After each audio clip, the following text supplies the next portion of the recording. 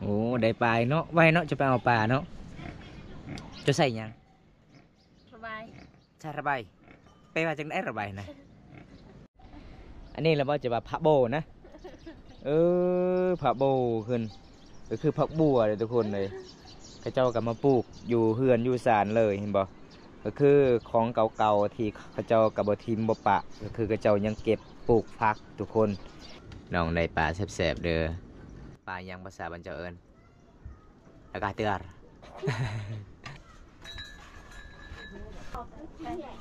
เต้าเมียดมีป้ามีมักทัวเนาะมีมักสับยาดไปพร้อม มักสับยาดซอสุกเลยทุกคนนี่เห็นบอกทุกคนใจดีหลายฮะอันนี้ก็คือภาษาหมู่บ้านน้องเอิญมักสับยาดเลยทุกคนเรฮูคอมเมนต์มา มันคือมักทัวพี่น้องแล้วก็มีเสียอีก กินข้าวนำกันเด้อกินแกงปลา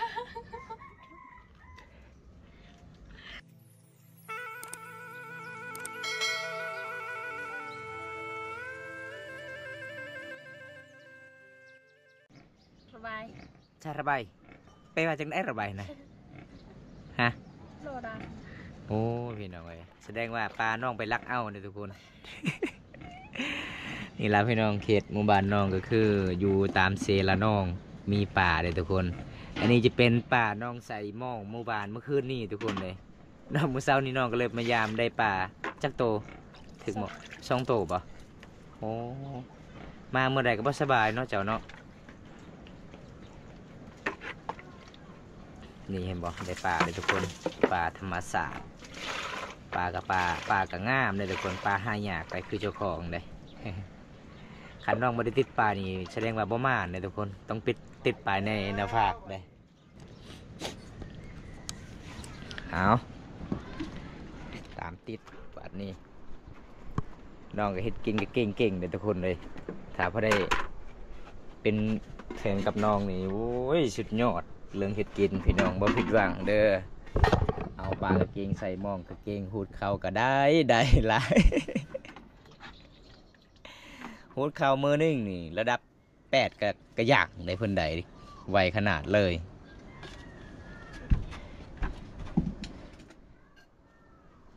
บ่ได้ใส่อันนั้นบ่ได้ใส่เกลือก่อนบ่น้ำมันพดเลยบ่เก่งเนาะจะเฮ็ดกินเนาะน่าสิแซ่บหลายเลยโอ้ปลาเจ้าขนาดออกวัดใส่ก็ยังตี ปลามันแทรี่ทุกคนเลย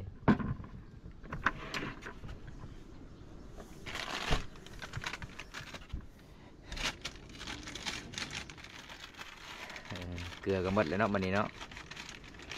ผมมีเงินจะซื้อเกลือทุกคนน้องก็บ่หาเงินหาคำบ่เป็นเลยมีแต่อยู่เฮือนอยู่ศาลไปเมื่อใดมีแต่ลงนำเอาป่าตลอด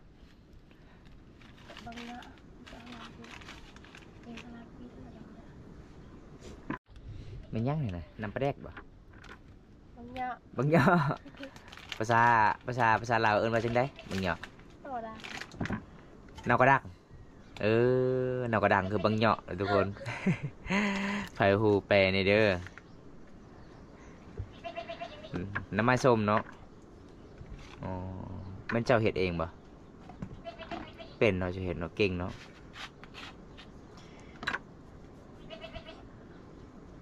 อ๋อใส่ปิ้งนัวก่อนทุกคนปลายังไม่ทันเอาลงใส่ปิ้งนัวก่อนสูตรซอสุกนี่สุดยอดเมื่อนาสิพาซอสุกไปอยู่ห้านต้มปลาอีก น่าจะขายดีเลย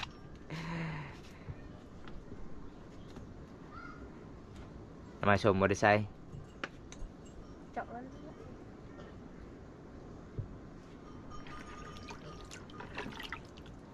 ใส่ปินโตเลยวะพี่น้องเบิ้งป่านี่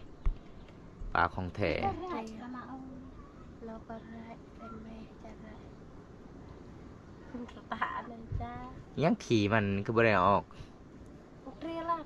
เรียเลยจังได้เรียนะ เห็นบอกป่าจะหนูคงแท้เลยได้ บุชุกเลยปลาสาชุกนี่ เดี๋ยวเรื่องเจ้าการตูเลยเจ้านี่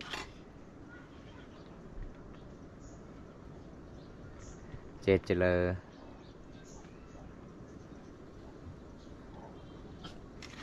รัว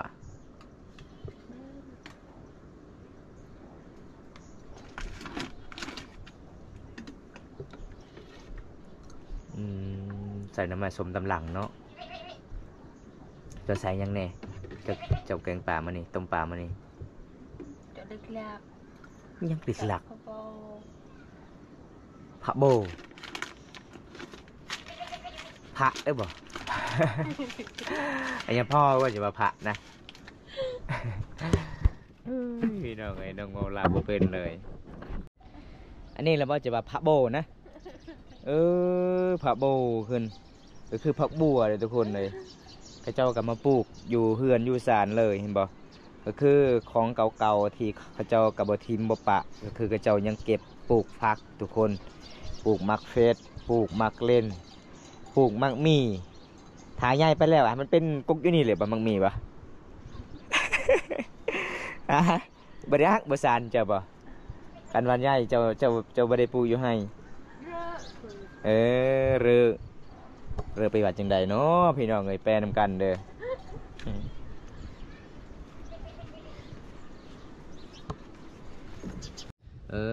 นี่แหละจะบาลิกลัก อันนี้เป็นผักที่สำหรับที่เขาเจ้าเก่งน้ำใหม่เลยทุกคนบางคนมักกะใส่บางคนบ่มักก็คือใส่บ่ได้เด้กับบางคนเป็นหม้อนี่เฮียนเป่าเมงงอดตอดบ่ขี้เข็บตอดก็คือกินบ่ได้เลยทุกคนตลอดชีวิตเด้ถ้ากินไปแล้วเวลาเฮาเป็นหม้อมันก็สิลาภาษาบ้านตาเอิ้นภาษาบ้านน้องเอิ้นลึกลักแต่ภาษาลาวเอิ้นนี่จักผักอีหยังทุกคนเลยส่วนหลายเฮาเก่งน้ำใหม่กำลังมาใส่บ่พี่น้องมันเป็นหอมผักอีตู้ พี่น้องไงบ้านเฮายังบ่รู้จักภาษาลาวเลยเป็นคนลาวอยู่แต่ชนเผ่าบ่รู้มังกรก็เลยเว้าลาวบ่เป็นภาษาก็แตกต่างกันนะทุกคนสาวซุงข่อยเห็นเจ้าบางทีแต่งตัวงามเจ้าซื้อมาเท่าไรเสื้อเจ้าเนี่ยทางหลังคือบ่มีเลยเสื้อ แสดงว่าเงินบ่ลายบ่ซื้อแบบนี้บ่คันเงินลายนี่น่าสิมีมัดเนาะถอยหลังเนาะ เอาพี่น้องเอ้ยเพิ่น3 บ้าน 2เพิ่นประมาณซั่นนี้อันนี้คือไอ้แม่เพิ่นเด้ไอ้แม่เพิ่นเองไอ้แม่ผู้ที่1ก็คือเอาให้แล้วไอ้แม่เพิ่นก็บ่สบายตลอดเลยบ่มีเงินมีคำไปกวดรักษาอยู่โรงพยาบาลพี่น้อง ถ้าตารางเตบอยเนี่ยเร่งบอยเยี่ยมไป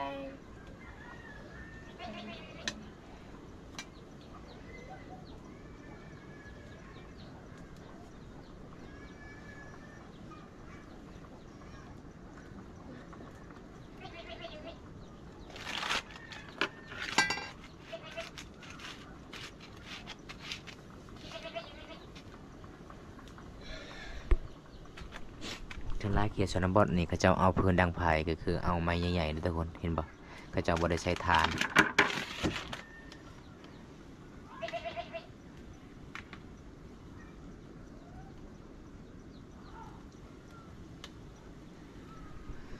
เอาใส่ลำเบิ้ลลีนเจ้ามีของดีเด้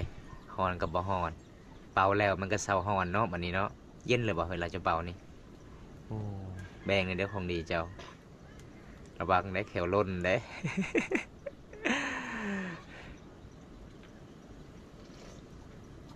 ยินได้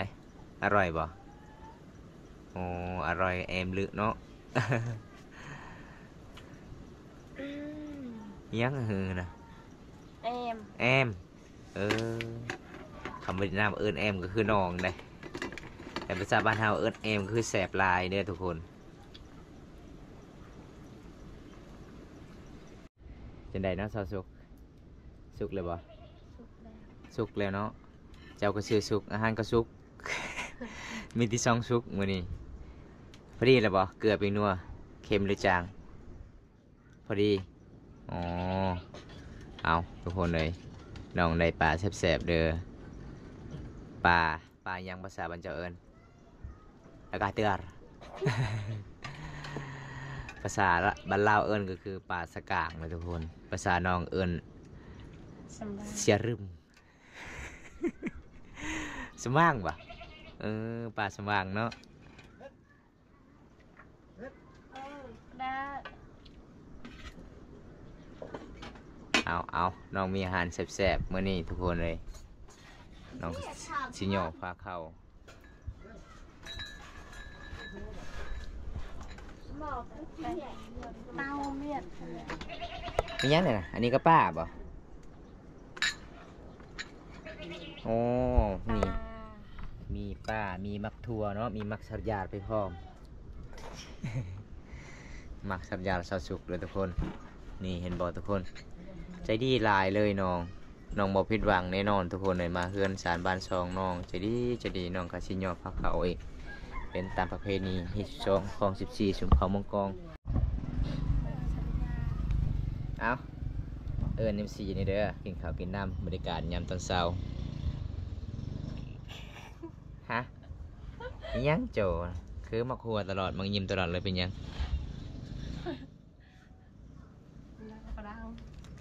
อันนี้ก็คือภาษาหมู่บ้านน้องเอิญมักสรยาเลยทุกคนเลยฮู้คอมเมนต์มา ก็คือมักทัวพี่น้องแล้วก็มีเสียอีก มาทุกคนมากินข้าวน้ำกันทุกคนเลยนี่กินข้าวกับสาวสวยยังโซนยังซิงเด้อแล้วไม่ FC คือเบอร์ FC เลยกินข้าว กินข้าวนำกันเด้อกินแกงปลา แกงปลาต้มปลาปะต้มปลาหรือแกงปลาฮะ จะมักสรยาดจะมักสรยาดนะเด็กจ้าจ้า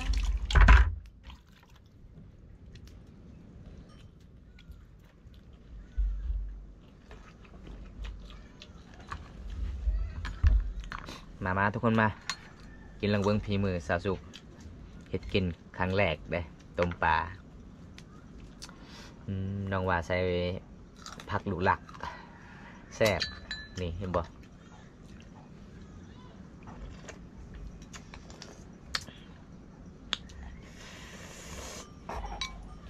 โอ้ยแซ่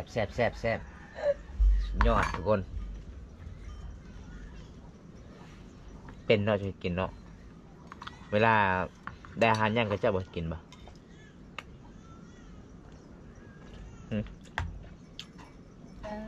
โอ้งานปันนี้เก่งดีนะทุกคนให้กินให้ดูกิน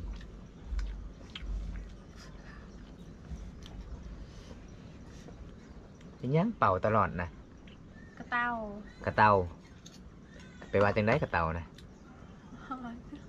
ฮอน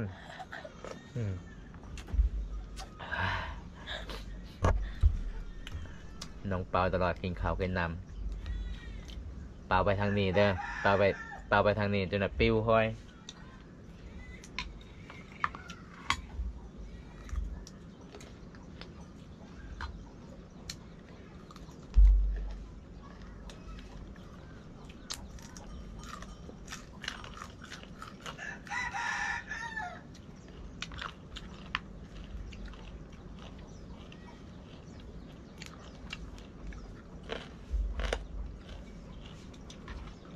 นี่ของแสบก็จะปลูกมาแต่ไฮเลยทุกคนหลายเลยอยู่ไฮของน้องอาจจะกินก็มาเอาได้มาเอาพรีไม่ต้องซื้อคิดจนบอด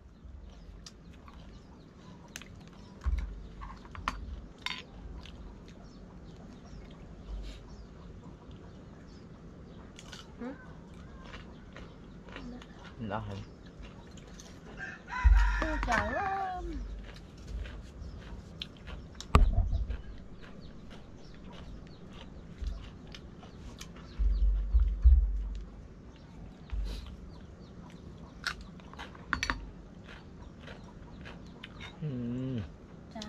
เสียงมันดังขอบถึงยอดสาวันจะเอิญบางยังนี่ชอดยอดนะ ะเลน กะเลรมักกะเลรมักชาบยาร์พักภาษาเมืองกอง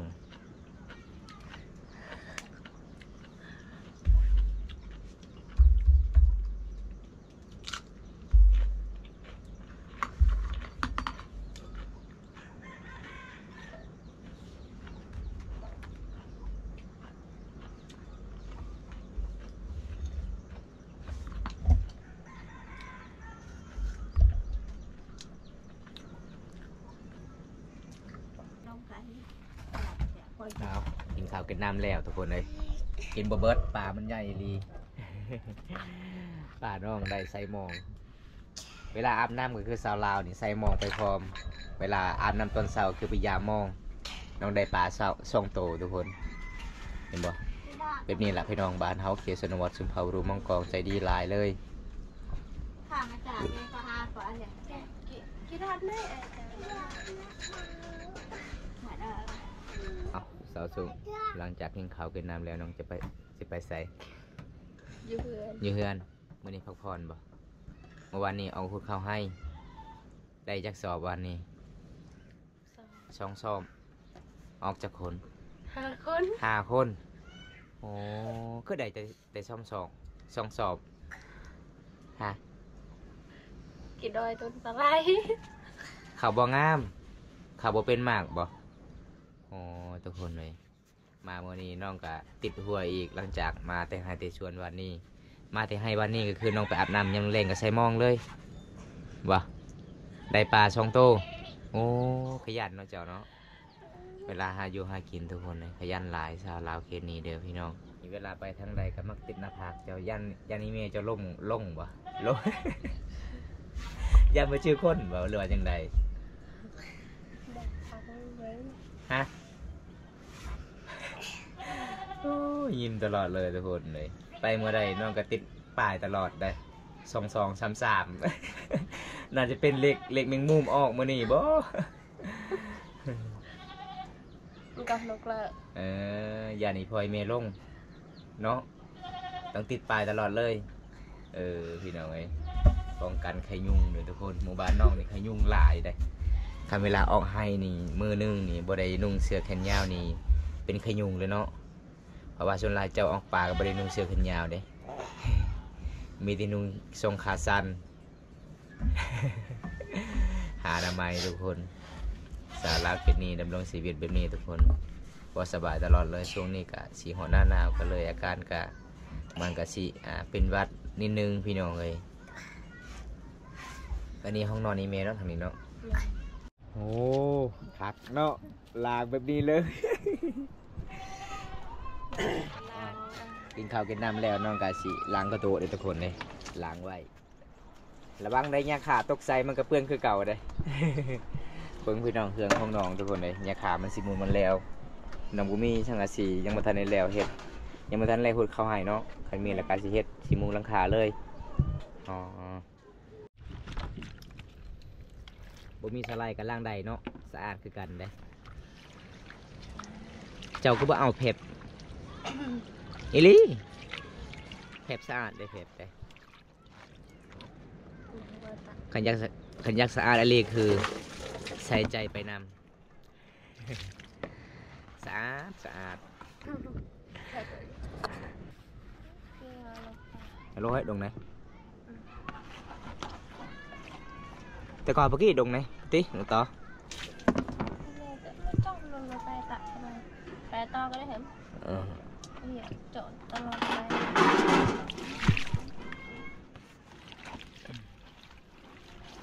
โอ้ล้างแบบนี้เลยเนาะบ้านเฮากับซับมันเฮาเลยทุกคนเลยล้างกระโตบ่ใส่สไลด์ใส่แต่สารอย่างเดียวเด้อ ก็มีเงินมีขามนึกซื้อสไลด์ทุกคนเพื่อนของน้องกับประมาณสักนี้เด้อทุกคนเลย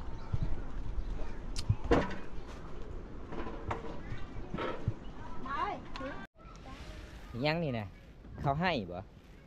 อ๋อสิไปตากฮะสิเอาไว้บ่มื้อนี้บ่ได้แดดเนาะมื้อนี้เนาะฝนสิตกทุกคนเลยน้องก็เลย เอาไว้อีกนี่บอกพี่น้องบ้านเฮาคันออกแดดก็คือเขาเจ้าก็มาตากอยู่นอกคันบ่ได้แดดก็คือมายั่งอยู่บนเตาไผ่ทุกคนถ้าเม็ดข้าวตกในเตาไผ่มันก็คลำเด้พี่น้องบ่ได้ประเพณีทุกคนเลยบ้านเฮาพี่น้องต้องมาให้บ่ให้ตกเม็ดจักดีเลย